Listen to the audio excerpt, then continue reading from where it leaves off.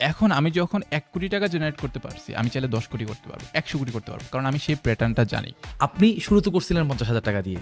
একদম solid answer এটা, solid number.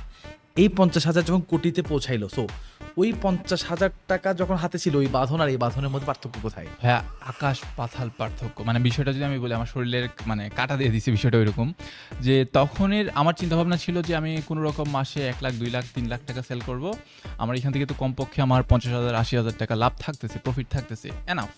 But এখন আমি যখন ৳১,০০,০০,০০০ জেনারেট করতে পারছি, আমি চাইলে ১০ কোটি করতে পারব, ১০০ কোটি করতে পারব। কারণ আমি সেই প্যাটার্নটা জানি।